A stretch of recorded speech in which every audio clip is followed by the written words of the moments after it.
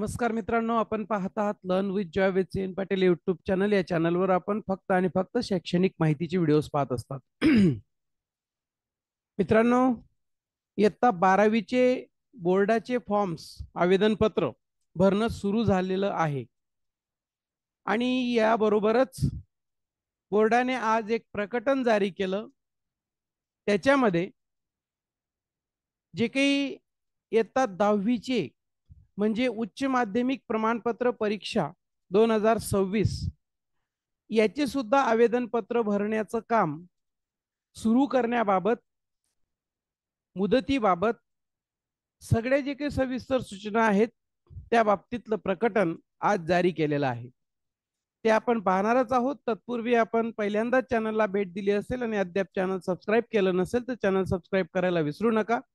म्हणजे जेव्हा जेव्हा मी अशा प्रकारचे नवीन माहितीचे व्हिडिओ अपलोड करेल त्यावेळेस आपल्याला त्याच्या नोटिफिकेशन्स प्राप्त होतील. तर बघूया मित्रांनो काय म्हणतं आहे प्रकटन. महाराष्ट्र राज्य माध्यमिक आणि उच्च माध्यमिक शिक्षण मंडळ यांच्याकडून आज म्हणजे 12 तारखेला एक प्रकटन जारी झालं आणि त्या प्रकटनामध्ये विषय म्हटलेला आहे माध्यमिक शालांत प्रमाणपत्र इयत्ता 10वी फेब्रुवारी-मार्च 2026 परीक्षेचे आवेदनपत्र ऑनलाईन स्वीकारण्याच्या तारखांबाबत.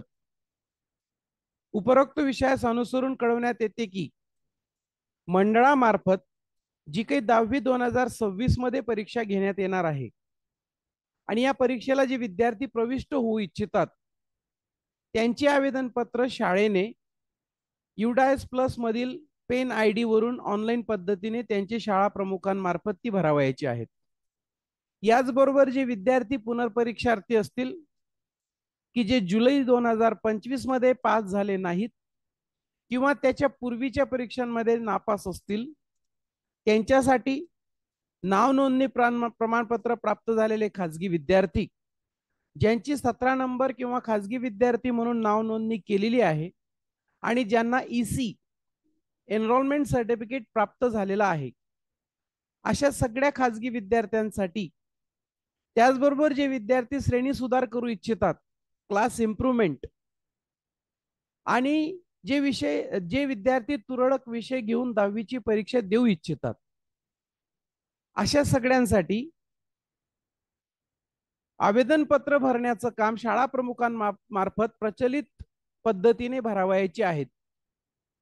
म्हणून ती www.mahsscboard.in या संकेतस्थळावरून जे काही तारखा दिलेल्या आहेत ज्या आपल्याला स्क्रीनवर दिसत आहेत त्या तारखांच्या दरम्यान कुठल्याही प्रकारचं विलंब शुल्क न भरता म्हणजे नियमित शुल्कात ते भरले जाणार आहेत.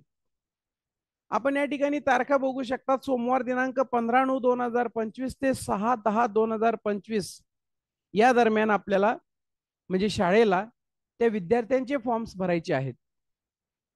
आणि महत्त्वाचं म्हणजे परीक्षा शुल्क मागच्याही वर्षी झालं होतं की काही शाळांनी प्रचलित पद्धतीप्रमाणे, जुन्या पद्धतीप्रमाणे जे काही चलन असतं त्या चलनवर मंडळाच्या खात्यामध्ये ते पैसे जमा केले होते, परंतु ती पद्धत बंद झालेली आहे आणि बरेच दिवस पेमेंट स्टेटस जो होता तो पेड येत नव्हता.